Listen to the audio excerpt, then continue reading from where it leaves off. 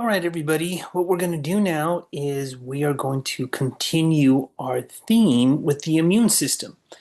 As you recall, we kind of delved into the area of immunogenetics, in which we looked at how our genetics really do control how our immunity, our adaptive immunity being our T cells and our B cells, really put together their weapons in a way that's very unique for each individual B cell and T cell. And then what we also did is we looked at our MHC molecules that really display all the proteins that we're producing in our body so that the immune system can see what's inside of all of our cells.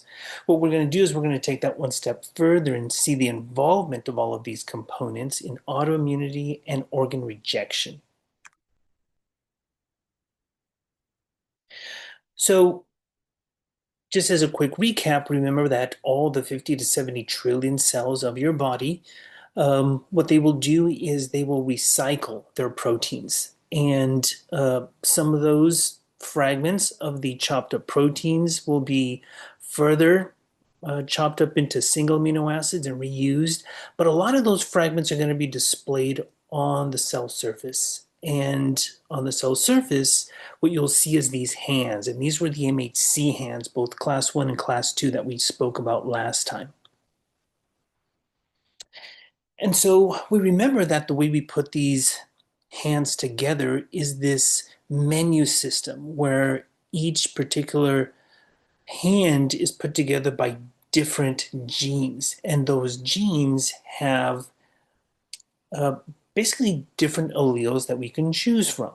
And so we see here our HLA alleles class 1 that produce MHC class 1 proteins. That's one type of hand, the one that says to the immune system, look what I made when you're a cell using class 1 hands.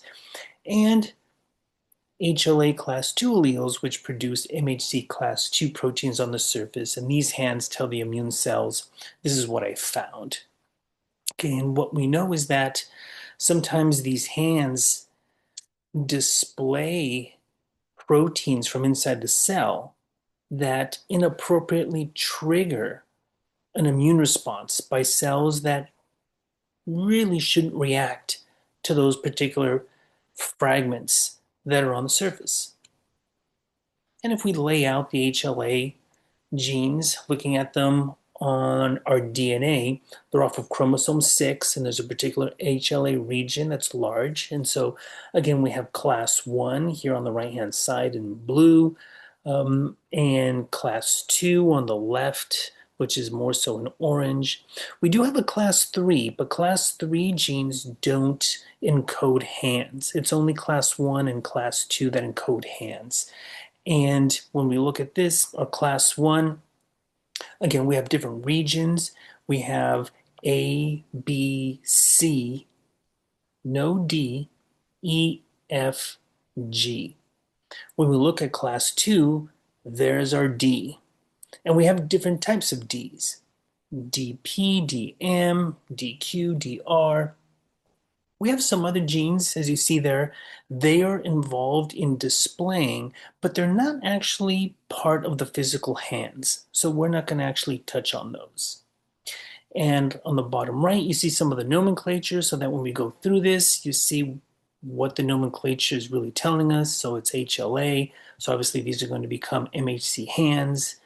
The gene in this example would be A, so we know it's class 1 because class 2 only has the Ds. This is going to be class 1, and it has which allele group, and then a bunch of other specifics in terms of what specific allele and maybe SNP is this particular hand being made out of. We're not going to delve into the specifics that go beyond class 1 or class 2, but when we see this nomenclature on the screen, I want you to know what exactly it is that we are looking at. And again, we remember that HLA class 1, which is ABC, gives us MHC class 1, and HLA class 2, which are the different Ds, give us MHC class 2 proteins. And that class 1 is going to display the internal peptide fragments that came from the proteins we were producing inside. It's going to display that to the cytotoxic T cells. These are really the most potent armies that we have. And that the class 2 is going to display to the helper T cells. And those really are going to go tell the B cells, hey, we need your help. And the B cells are going to make tons of antibodies. So class 1 to the killer T cells, class 2 to the helper T cells, which are going to get the B cells involved. And so one of the things that we've seen is there are certain HLA alleles that produce MHC hands that present these self-peptides that activate autoreactive T cells. Now, again, the purpose of the hands is to present all of the peptides. So most of them will be self-peptides. Every now and then you'll get a viral peptide, a mutated tumor peptide, and so forth. And those would react, right? Those would cause T cells to become angry and activated.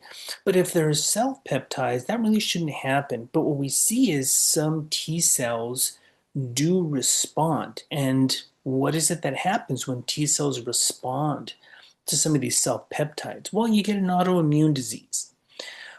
And on the screen, we see some of them. These aren't all of them, but things that we've heard of, like multiple sclerosis, type 1 diabetes, rheumatoid arthritis, celiac disease.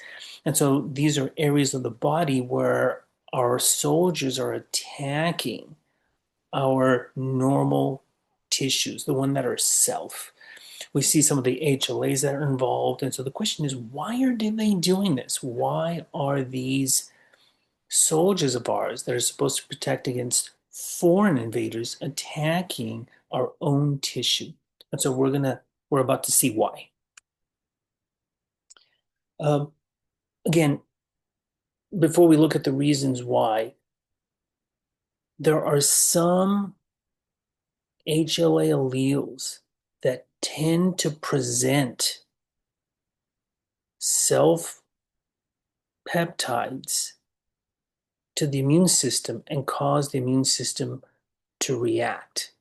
A lot of this is still a mystery to us, but we'll unravel some of the genetics of what we know here. And so what we have here is two families, family A and family B. And in family A, we see the second generation. That's why they are Roman numeral 2, the first and the second person. But what you're seeing is a color coding. You're seeing a color coding of their different HLA genes that they inherited from their parents. And so we can see that we have mom, which is the circle, the gray circle, and dad, which is the darkened in circle. Dad is darkened in because he's affected. And so what is he affected with? Well, he's got type 1 diabetes. That's an autoimmune disease. And so when we look at their three children, we see that one of them also has type 1 diabetes. And we see that they inherited the HLA from dad that is color coded green. So that's a particular allele that dad put together, right? Put together from the menu system, passed down. And now what we're looking at is family B. Family B is interesting too.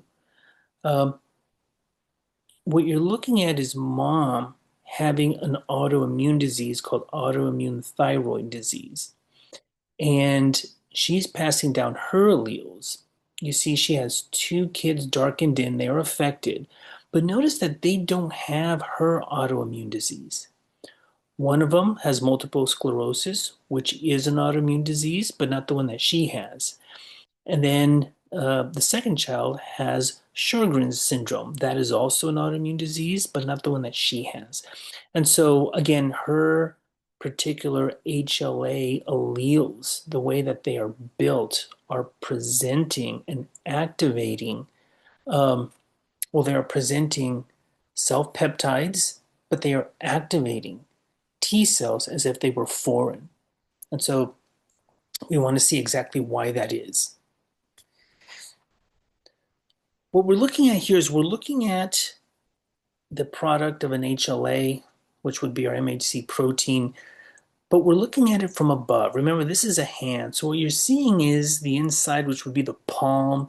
And hopefully you remember that I said some people describe that HLA proteins, um, again, these are the MHCs, the MHC hands, as hot dog buns. And what you would do is you would hold a peptide, and that would be the hot dog.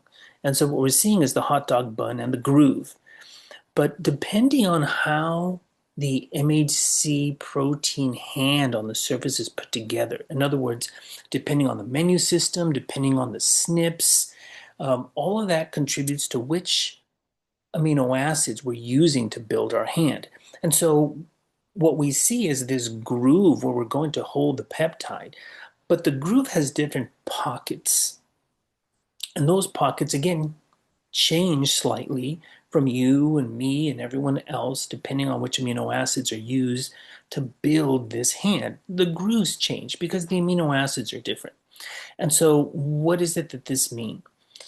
Well, because the pockets are different from one hand to another, some hands are more optimized for certain amino acid fragments that have been cut up inside the cell and are being loaded onto the hands for display outside.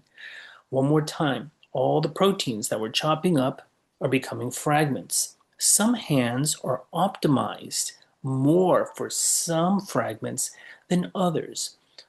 This is what we're seeing on the bottom left. So in this case, you're seeing the peptide. That happens to be a piece of a protein that we had produced, but we chopped up now. And we're going to display this peptide on the surface so that the immune system can see it and say, is this normal? Is this self? If it's self, we're going to leave you alone. If it's mutated, if it's viral, if it's something else, then we're going to produce an army and we're going to attack. And so that's what the peptide is, something that we produced on the inside of us, in the cell. Or it can be displayed on class 2, which means this is something that we found. We took in from the environment, and now we want to display it. But the point here is when you look at the groove is made up of different pockets. Those pockets are optimized for certain amino acids more so than others. And so that's why in some people you will display certain fragments more so than other people would display those fragments. But in the end, you are still displaying the protein as a whole. In other words, if we're displaying one particular protein in our cell, we chop it up into a lot of fragments. Some of us will more effectively display some of those fragments and not the others, while other people will display other fragments from that same protein. But in the end, we're all displaying the same protein, regardless of what fragment. And so this is why some people are producing this autoreactivity because there are certain things that they're displaying. And other people aren't producing that autoreactivity because there are certain peptides that they're not displaying. But if all of the fragments are from a self protein, why would any of them produce a reaction? Okay, so let's get into this. The first reason why we might have an autoreaction is called molecular mimicry. This is where we've had some sort of foreign antigen, an infection. So this could have been a virus, this could have been a bacterium, and something that virus or bacterium is producing. That protein has similar amino acid sequences to something that we produce. And so what is it that we're seeing? Let's look at the top right. So this is our MHC groove from above. It looks like the hot dog. And what it's doing is it's holding a fragment. And this fragment happens to be from an infectious agent. And that is being displayed to the immune system. So now the immune system sees this and says, oh no, there's something here that doesn't belong. Well, it just so happens that those amino acids that we see, which are color-coded in red, are the same or extremely similar to an amino acid sequence from a protein that we make, which to us is normal. And so now what's going to happen is we're going to get a reaction to this infectious disease by way of recognizing this peptide, and we're going to create armies. But those armies might end up seeing the blue peptide on hands that exist either on that cell or somewhere totally different in the body.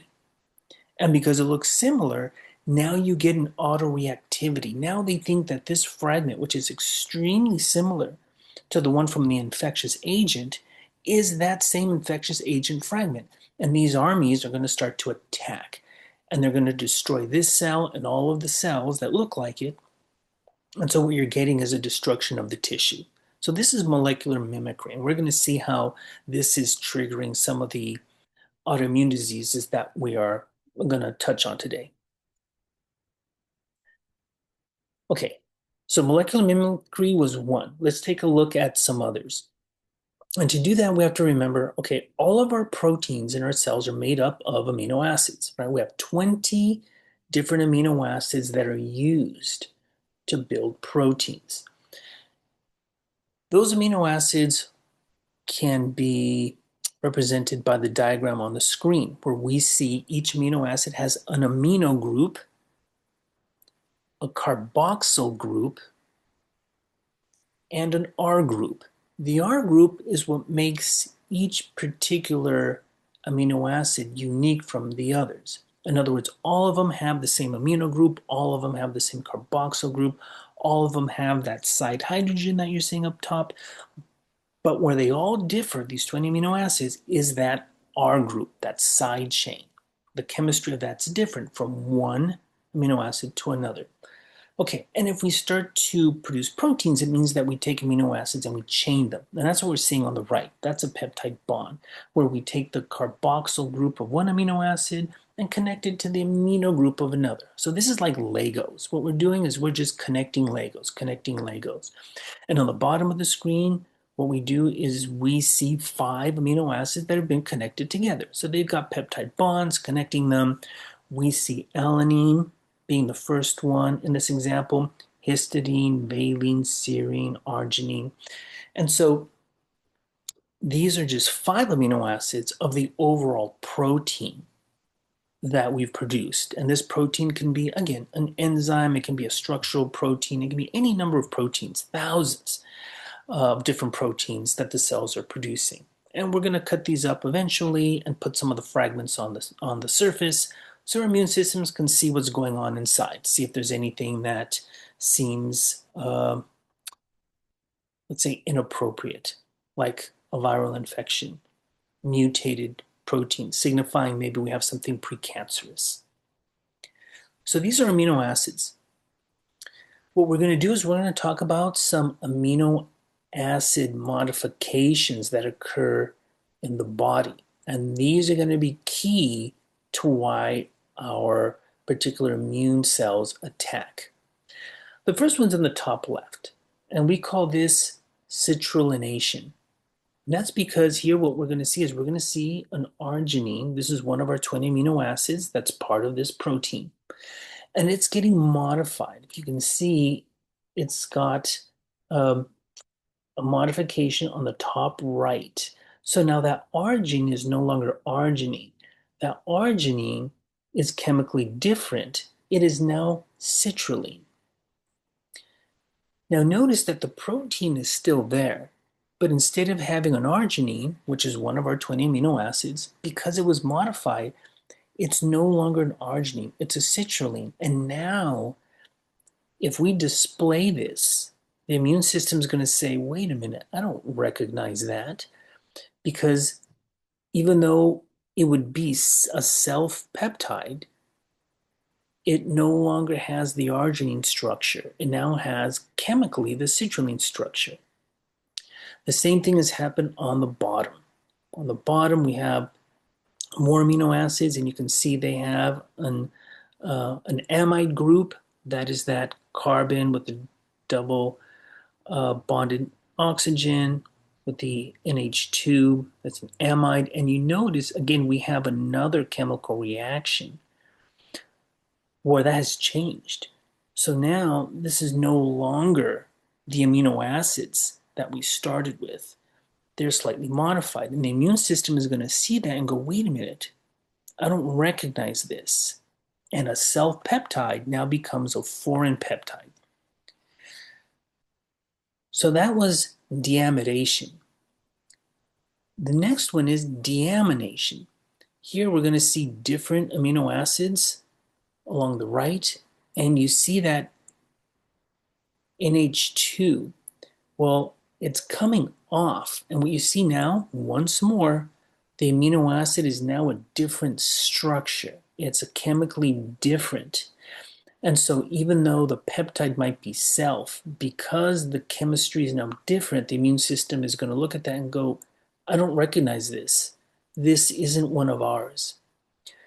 So the three chemical modifications to amino acids that we're seeing is citrullination, deamidation, and deamination, and those make the peptides on display look different.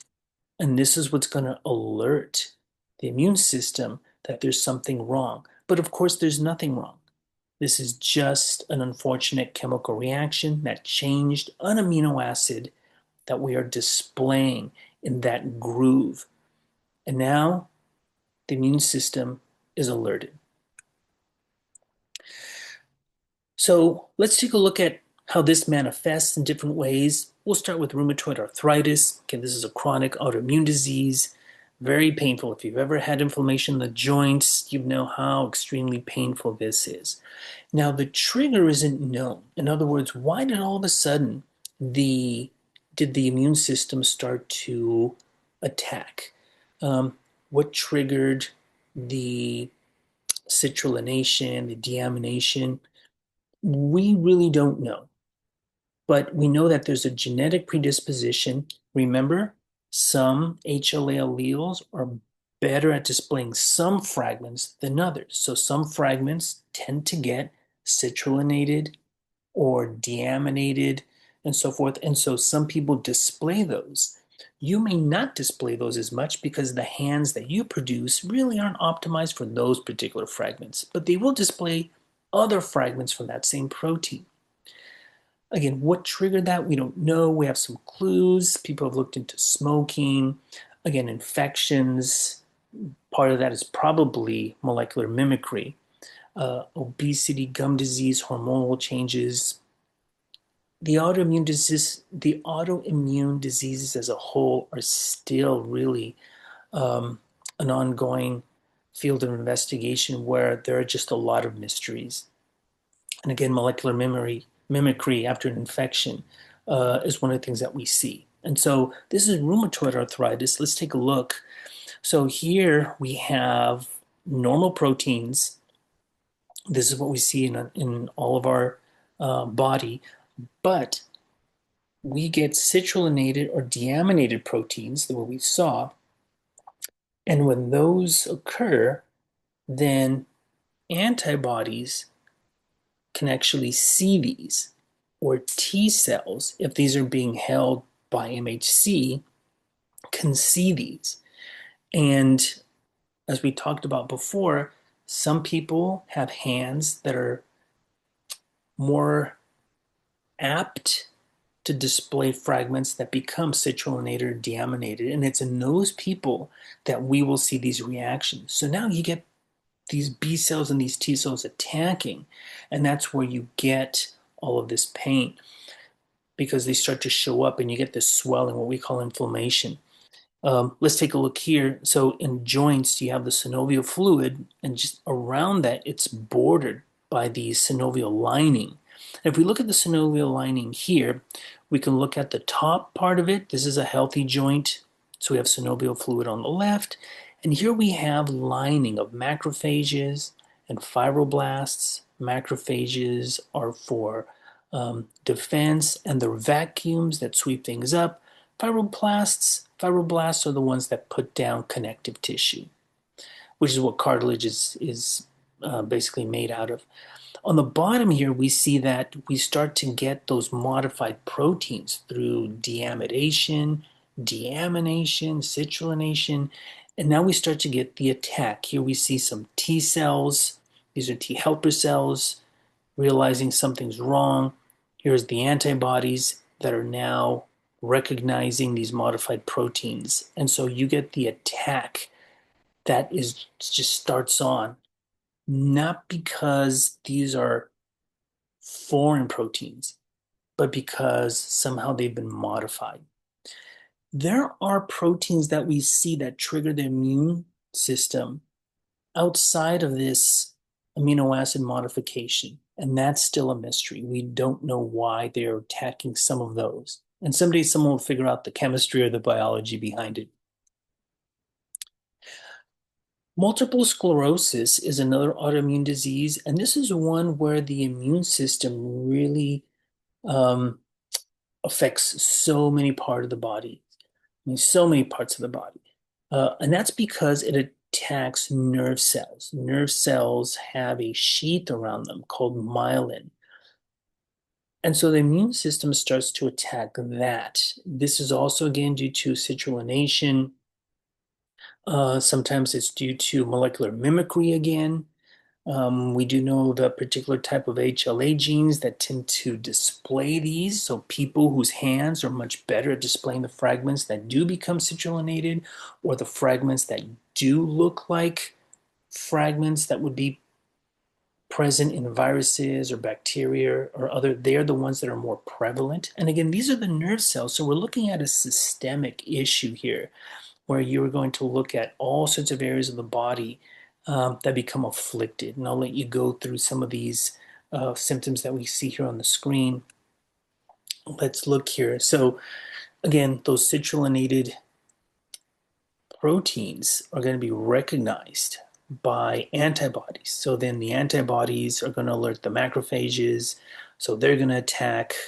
Um, it's going to be recognized by T cells. T cells are going to attack. And so now what you're doing is you're attacking the sheath that covers our nerve cells. And when that happens, then the signals from the brain to the muscles, right, our sensory neurons, all these neurons, they don't work so effectively.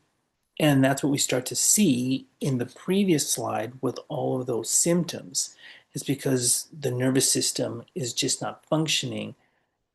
And that's because we're destroying its ability to signal. And that's because in the myelin, we start to have citrulinated proteins. Again, we have other proteins that are on display that the immune system attacks that aren't necessarily holding modified amino acids, and that's still just a mystery. So that's more research that's going on now. Okay, perhaps the most talked about autoimmune disease is type 1 diabetes.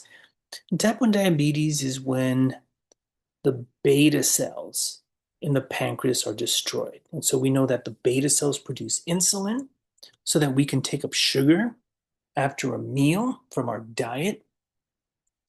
And we know that when those beta cells are destroyed, these individuals have no way of producing insulin. And because of that, sugar levels remain high and they have to do injections. The insulin triggers the cells in our body by telling them, hey, take up the sugar you see in the circulatory system. And they start to do that. Now, with type 1 diabetes, the triggers are a little bit different. So, as we said, the proteasome is this little machine, and there's thousands of them inside of a cell. And they're going around and they are chopping up proteins that are being recycled. And pieces of those proteins as fragments are put on the MHC hands and displayed on the outside. But there's something that happens sometimes. Let's take a look at the screen. So here we have a proteasome on the left. And what it's going to do is it's going to chop this protein up. And we're going to see these linear fragments come out. But what sometimes happens is you get a splicing of some of the fragments that it's chopping up. And when that happens, now you have a peptide that the immune system has never seen before. What we see on the screen is a protein encoded in green. The proteasome is going to chop that up. But if you put your eyes on one particular area of the protein that's color coded blue and another one that's color coded red, what you will see is when it's come out, those two pieces, which should have just been spit out as just linear fragments, they've been spliced together. In another instance, they're spliced together, but in the reverse order. Even though the blue one comes first, it's the red one. It's the red fragment that's first, and then the blue fragment spliced behind it. And so again, if the immune system were to see this, they'd say, we've never seen this before. This doesn't belong here. And so again, on the just in terms of splicing, when you look at a protein, and here we have an example of a protein that would be 100 amino acids long, you can take any one of the fragments from the beginning of the protein all the way through to the end of the protein and do combinations of spliced peptides. And on the bottom table, you'll see some of the ones that they've been able to identify, these proteins and the HLA genes that create the MHC hands that hold them out, and where they've seen the attackers, either they're infiltrating T cells or their peripheral blood mononuclear cells. That, in other words, these are T cells that are in the bloodstream. And so, besides the molecular mimicry and the citrullination and the deamidation and the deamination, now we have spliced peptides that can be displayed where the immune system says, wait a minute, this doesn't belong here, and attacks that cell, even though there's nothing wrong with that cell. This happens with insulin. Again, these are the beta cells that produce insulin, and we see the insulin um, protein on the screen. So what happens is the cell produces this particular chain of amino acids. What it's going to do is it's going to link the alpha chain and the beta chain together with these disulfide bonds. The C peptide, which is in yellow, it's going to cut off and it's going to get rid of that. So your insulin is actually just the red part of this protein. The yellow part is chopped off and that's gone. If we look inside a beta cell, okay, it's got these granules that are just filled with insulin. What we see is two things. We see deamidation. So again, we're changing the chemistry of the amino acids. But now we see the transpeptidation. Transpeptidation is the process by which you splice peptide fragments. And so now we've got two issues going on. Number one, deamidation, which the immune system sees as now a foreign peptide because the chemistry of the amino acid is wrong. And now we have spliced insulin fragments. And both of these get displayed, and the immune system sees those on the hands, and now for two reasons, it's going to attack the beta cells, and that's why they get wiped out. We see it here. There's the isolate on the left, which comes from the pancreas. We're going to zoom in. We're going to look at that beta cell. It is displaying, or sometimes even secreting, the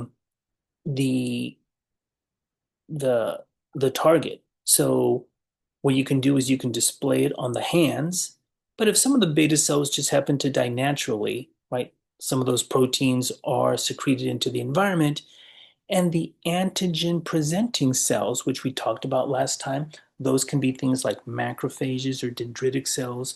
They'll take these up and then they'll display them for the T cells to see. Remember, these are snitches. They'll go around and tell T cells, hey, look what I found. And so there it is in the lymph node, because when dendritic cells or macrophages, um, other cells as well, which we will see when we talk about vaccines, when they gather things up from the environment, they'll go to one of the lymph nodes and they'll start to share what they found. And there's an immune cell that sees this. Again, this can be a citrullinated protein, a deaminated protein. This can be a spliced peptide, something that shouldn't cause an attack. And there's the T cell that goes hunting and finds its target in the pancreas, that being the beta cells, and it starts to destroy it. And now these individuals don't have the beta cells to produce insulin, and those are our diabetics. Lupus is another one, uh, systemic, so we know that this is going to be throughout all the body. It's an autoimmune disease. Once again, we don't know what triggers it. We do know what the immune system is seeing, but why is it all of a sudden seeing, and why is all this stuff happening? We're not sure. So you're looking at the effects of joints and kidneys and lungs, the nervous system again, cartilage, joints and skin. All of this can be destroyed. We know some of the HLA alleles that are very good at displaying the targets. They get hunted by the immune system when people have this particular ailment, and you can see it's HLA B, so it's both on MHC class 1 and on class 2. And there's even something about some of the proteins that are encoded in the HLA-3 region that get targeted. Again, those are not hands. Those are just things that are probably getting citrinulated or deaminated. And we see all the different areas in the body where this can cause problems. Now, with lupus, we've got an additional thing. What you see in patients who have lupus is you see what we call anti-nuclear antibodies. And this is a very different reason for autoimmunity. So normally, again, we have macrophages that go around and act like vacuum cleaners, and they clean up all of the dying cells in our body. That's just a natural process. We lose billions of cells every day. We create billions of cells every day. But the dying cells now become apoptotic, and the macrophages go in and they vacuum all of that up. In people with lupus, the macrophages don't function correctly. And a lot of those dead cells accumulate. And what happens is they pop open. They pop open, they're getting shredded. They're just in the environment spewing all of the insides out. So these cells, you can just picture that at one point, instead of getting swallowed up, they just degrade and they just fall apart, and everything inside comes spewing out. And now the immune system is seeing stuff that it should never see, right? So the immune system shouldn't see DNA, the immune system shouldn't see histones, it shouldn't see spliceosomes, which splice RNA. It shouldn't see a lot of these things, but these things are now being spewed out into the environment because there's no vacuum cleaners coming around. And what happens is the immune system says, what is all of this? And so it starts to um, form a response. And because this is a problem systemically, in other words, the macrophages all over the body aren't vacuuming cells that are dying, which is a normal part of our physiology, are just falling apart and everything just kind of spews out into the environment. And so in tissues all over, you're going to get this immune response and you get this attack. And what happens when you have this happening over and over is that you get chronic inflammation. What usually you want is acute inflammation. That means that you produce armies and you hit the invader, the virus, the fungus, the parasite, the bacterium. You hit it hard and then the armies go away. Chronic inflammation is just prolonged. It's not short and strong. It just kind of keeps going. And what happens is you get a lot of tissue damage there, both because of the immune cells, but also in those areas of attack, you get a lot of reactive oxygen species being produced. And that does a lot of damage too. And so, and that's what you see in people with lupus. Actually, that's what you see in people with any chronic inflammation. You start to see damage in that particular area. What we're going to do now is we're going to switch topics. So we started with autoimmunity. We saw molecular mimicry. We saw citrullination, deamidation, deamination, and then the last one that we saw was splice peptides. All of these are alerting the immune system to attack falsely. Again, there are other targets that the immune system attacks that don't seem to be modified chemically. And again, we still don't know why that attack happens. That's still a mystery.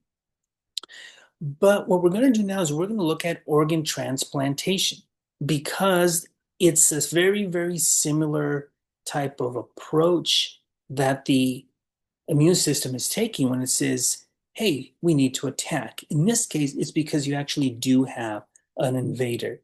But unfortunately for us, that's a needed invader. That might be a transplanted heart, kidney, liver, and so on. And so, once again, what we're going to see is we're going to see an antibody-mediated rejection. This is from the B cells, where the antibodies, they find their target, or the B cells find their targets. And now, as we remember, there's an affinity maturation. They get really good at attacking, and those are the B cells. And with that comes other cells that are going to come and help because they use B cells to hunt. I'm sorry, they use antibodies from B cells to hunt. And then we have cellular mediated rejection. Those are the T cells. Those are the T cells going around and high-fiving all of the cells of your body, wondering if there's anything wrong. And if they detect something and say, hey, this doesn't belong here, then you get the attack. In transplantation, there's an interesting thing in that you have immune cells from different people. So in the top, what you're seeing is you're seeing the T cells from the recipient. This is the recipient's immune system, right? The T cells, CD4 helper cells, CD8 cytotoxic T cells. These are the potent ones. And they're talking to antigen presenting cells. Again, these might be macrophages, they might be dendritic cells that came in on the organ, and they're high-fiving.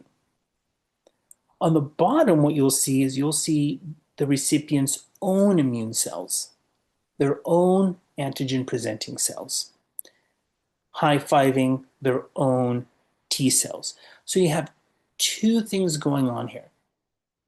The antigen-presenting cells that rode in on the transplant and the antigen-presenting cells from the patient.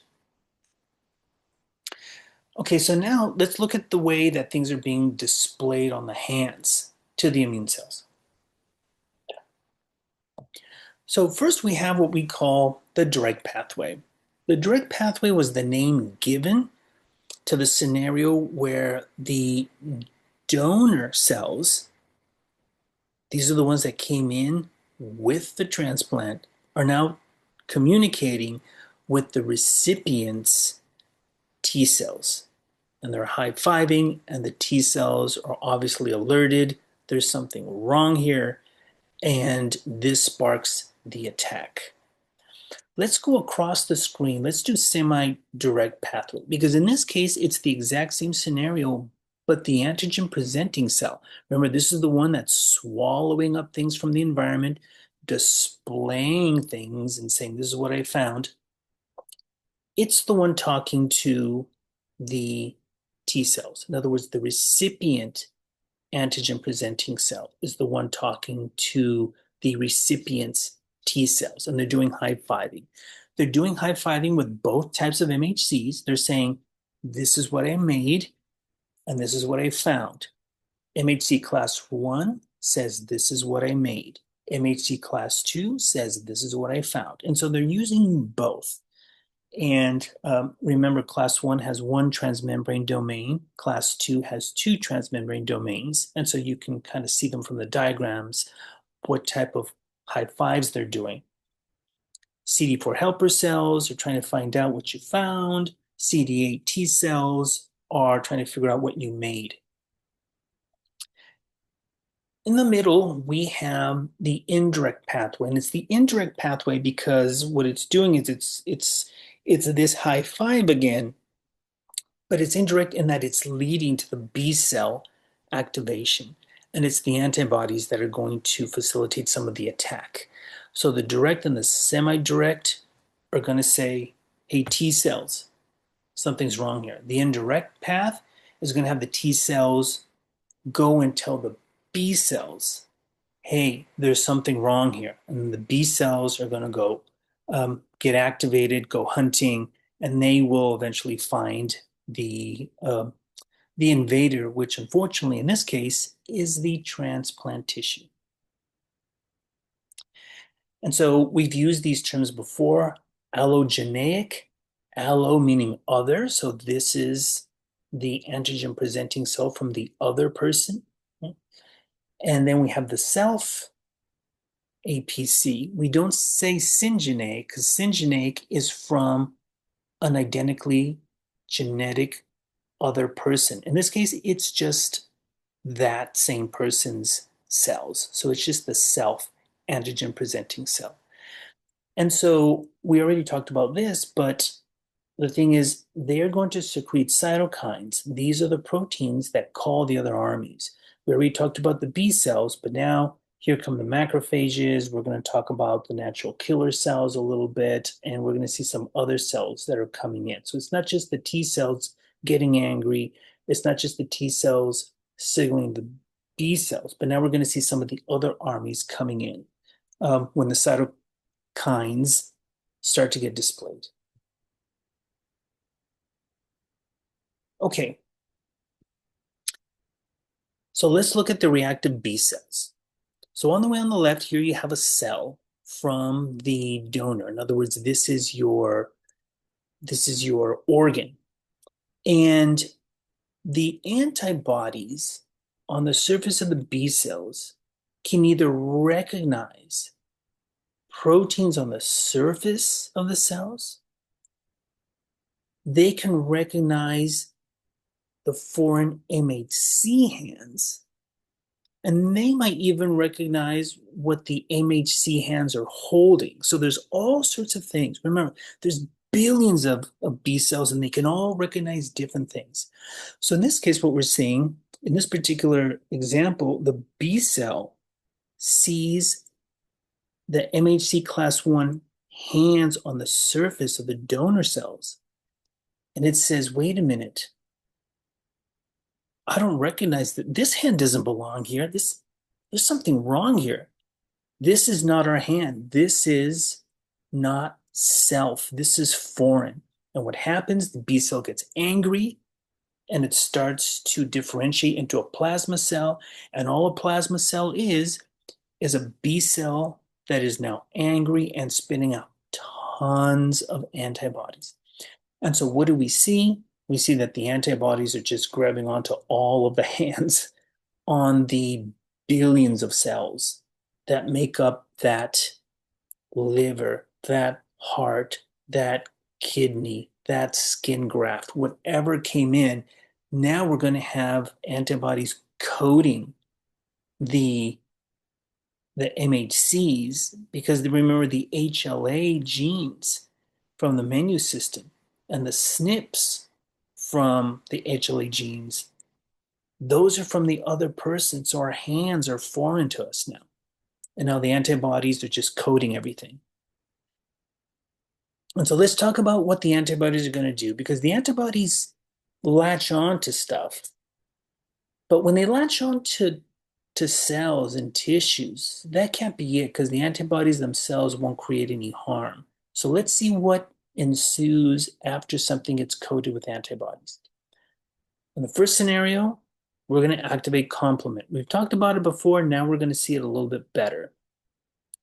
Um, the second case, again, you are attaching the antibodies to the hands, either class 1 or class 2, because they're both foreign, or any other protein on the surface of those cells, which is not self. And then the third scenario, remember, we have other immune cells, we have other soldiers that can borrow antibodies. They say, we're going to grab these antibodies and we're going to use them to go hunt. And so now, if your organ, your donated organ, is coated with antibodies, well, then these are the soldiers, natural killer cells, macrophages, neutrophils. They're going to come in and they're going to grab onto those antibodies and say, this is a target. And now they will attack the cells of the organ. Let's look at complement. We had talked about this a little bit before, so let me clarify. Let me repeat some of this stuff.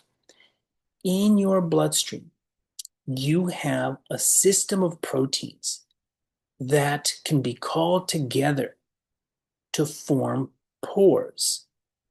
If you form pores on the surface of a cell, that can be a bacterial cell that's invading or a cell that's part of an organ, you will blow holes in that cell. That's what the pores are doing. They open up a path for everything in the cell to come out, for other things outside uh, like sodium and other things to come in and disrupt the cell physiology.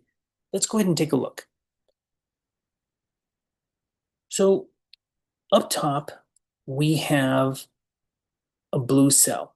That blue cell can be a cell of any kind. It can be a kidney cell. It can be a liver cell, a heart cell, whatever it is that you put in.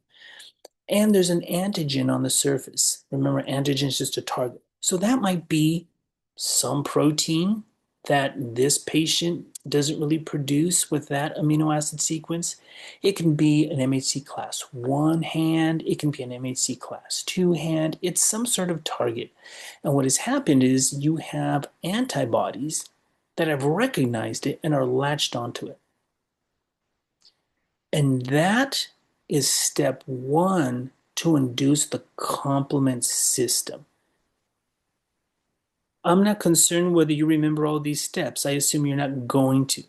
But let's walk through them so you see what's happening. So the first thing that's going to happen is the antibodies latch on. And then what binds to those antibodies is the first complement protein, which is called C1. After that, it's a domino effect. C2, C3, C4, C5, they all start to show up. And what happens is, in the end, they all start to build on top of one another and form this complex that looks like a pore. It's called a membrane attack complex. You see it on the bottom there. So sometimes you'll see it abbreviated as MAC. A membrane attack complex is nothing more than a pore that you just built. It's a hole. So basically, you just blew a hole in the cell, and now you're going to do it again because it's covered in antibodies. So you're building tons of pores. So you're basically blowing holes into the whole thing. On the right-hand side there, you see the complement proteins after they've completed the build of the pore, and things are going to start spewing out. And now you've got another pore and another pore, another pore. And all of this is because antibodies latched onto the surface. And this is what's happening to the cells of that kidney, that liver, that heart, that skin graft, and so forth. Because the antibodies recognize something that didn't belong, and now you're punching holes in all the cells. There's another thing that complement does. So again, here we are on the left, HLA, so that's our MHC protein. It's holding its antigen. There's the antibody. It might be recognizing the antigen, or it might just be recognizing the MHC hand. Here we start the complement cascade. And here are all the players. And towards the center of the screen on the bottom, there you see the pore. But what's happening is some of those complement players, okay, they get they get um, they get chewed up. There's a word for it, I can't remember, where a protein now gets chopped into two. The point is this: some of those complement fragments are a sign that there's an attack going on. See, you don't get complement proteins to fragment unless they're attacking. And those fragments, which you'll see towards the middle top of the screen where it says C3A and C5A, you don't need to remember those. Here's the thing: when complement fragments start to diffuse out from the area of attack, that is a signal to the other soldiers like neutrophils and monocytes and natural killer cells. There's an attack going on somewhere. And so they start to show up. And when they see the antibodies on the surface of the tissue, they'll grab onto those antibodies and they too will start to attack. B cells recognize a foreign target. They create antibodies. Antibodies coat the surface. That starts complement blowing holes, but it also brings in soldiers to say, these cells need to die. So poor cells, I mean, we put them in hoping they survive, hoping that they help this patient, and they're just getting obliterated by an immune system that sees them as foreign. One of the areas that we see a lot of attack when we put in a tissue from a donor is actually the cells that make up the circulatory system of that organ. In other words, when you put in a heart, it has arteries all over it. When you put in a kidney, it's got arteries all over it and inside. Same thing with the liver. When you put in anything, it's going to come with its own circulatory system from the donor. The circulatory system, for example, say arteries, are just tubes, right? But those tubes are made out of cells. And so when you look at your arteries and you look at the tubes that they form, those tubes are just round walls, right? They're these circular walls. Those are made out of cells. Those cells are called endothelial cells, and you see them on the screen. Endothelial cells will form these curved walls that become tubes. And those many times are also the ones that get attacked because the T cells, the CD8 cytotoxic T cells, the CD4 helper cells, they see this, right? These are also alerting B cells because you get antibodies attaching to the hands of the endothelial cells.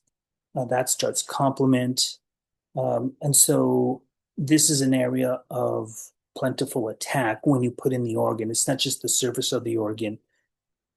The immune cells get into the organ through the circulatory system, and so now they're attacking from within.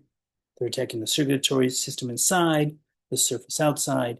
Yeah, they're just being attacked from everywhere. This is a more robust view of what's going on. And again, we have our direct, our indirect, and our semi-direct recognition, where we have donor antigen-presenting cells showing off what they've found. Unfortunately, they're showing off things that came in from the donor, and now that's going to alert the immune system. All the way to the right, you have self antigen-presenting cells.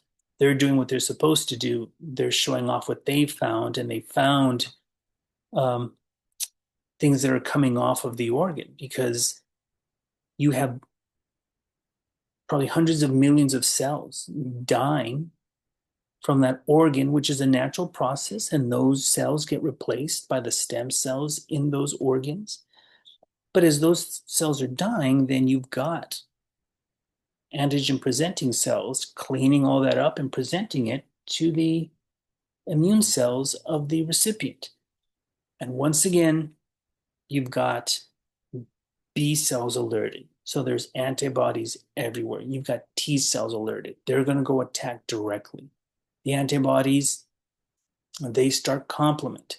Complement alerts, monocytes, neutrophils, natural killer cells, and they all start coming in. And so again, here we've got a kidney that's come in, and that's an allograft. Remember, allo meaning different. So this is from a different person. And because of the antibodies, which we see on the screen, that's seeing the tissue of the kidney, but also the endothelial cells inside the kidney. Now they're going to bring in complement and macrophages and natural killer cells. The T cells are just going around high-fiving this tissue and going, wait a minute, you don't belong here. And so what happens is, again, you're just destroying the tissue from the outside when they see the epithelium, on the inside when they see the endothelium of the arteries, and you're just obliterating this kidney.